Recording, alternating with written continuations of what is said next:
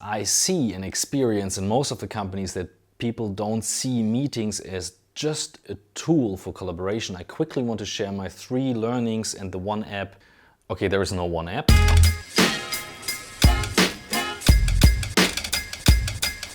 But there are 3 things I actually want to share to make meetings great again. And there's a reason why this is called like that. So this guy here, Jason Fried, the founder of Basecamp, who wrote also the book ReWork and many other great books. I highly recommend reading that. On page 108, he writes, meetings are toxic.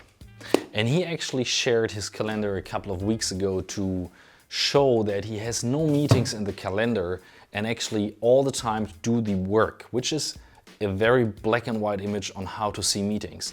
The other extreme is when you work in a huge corporation, Fortune 500, DAX in Germany, and your calendar is full of meetings. So these are typically the 2 extremes. And I think people mistreat meetings. A meeting is just a tool, nothing more, nothing less. The 3 things, once you have them applied, it's much easier to do what I did yesterday, a full day client meeting, which in certain moments makes perfect sense. Understand the power of ego within a meeting. The ego usually wants to say something. So this is us trying to be important. This is us trying to influence the politics. This is us trying to show we have something to say in the meeting. There is a video from Google that I linked below, and they use the term bike shedding. They didn't invent it, but it's from the developer scene. And bike shedding means, imagine you're a company that has something very complex to plan or something complex about the meeting. They take the example of planning a nuclear power plant and have 2 agenda points. One is the reactor that needs to be built, and one is the bike shed for the workers of this nearby city to commute. And what happens in such a meeting is that people who are not familiar with the reactor and all the details, or it could embarrass your ego to say something wrong about that, they tend to say something about the bike shed because that's easy to add on. And if you don't have a rule that your people can raise their hand for bike shedding, or you yourself take your ego back and take a note before saying something, and then think of if that makes sense to say, then you have a real issue in the meetings because they tend to be longer, less in focus. And that's why many meetings, I agree, are toxic in that direction. They're too long, they're too inefficient. The rule that I repeat and repeat and repeat that you know from my videos, you are 4 times faster reading than writing this stuff and twice as fast in reading than speaking. So there is no reason why a meeting should not be prepared. And at Amazon, and we had that in our podcast, Jeff Bezos always made sure that people have 15 minutes in the meeting, sitting at the desk, reading through the notes for the meeting. That means it's embarrassing if there are no notes, so it forces everyone to prepare it. And this also means you save time. You can have shared documents, which makes perfect sense. We had that yesterday in our client meeting. We had one shared doc. We were writing at the same time in the document. So everyone is at the same page, adding comments, adding notes. Makes much more sense than having one person taking notes. Complete nonsense. You don't need that in the year 2017. But if you don't have a collaborative doc, fine. But make sure it's prepared and the information is circled beforehand. If it's a collaborative doc, people can even comment beforehand and read what the other people are saying. It always will save time. And then the last thing. So we were sitting there with 5 people. A meeting that is more than 2 people is not a real working meeting anymore.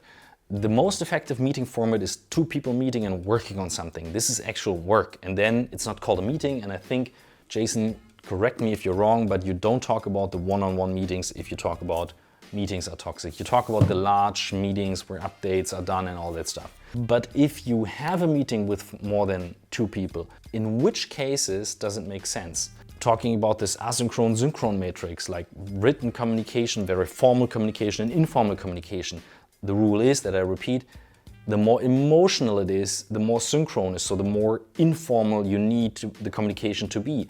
And this yesterday was our project kickoff. So there is another agenda to the working agenda that we had. We had it well prepared, worked through all the points, but we also made sure that the project team gets to know each other. Everyone who is needed for that project who has a core rule was there. We had one guy who we pulled in for half an hour who couldn't be there, but we made sure that it's at least video conference and not just by the phone. Because this connection in the beginning of a project is crucial for the success of a project.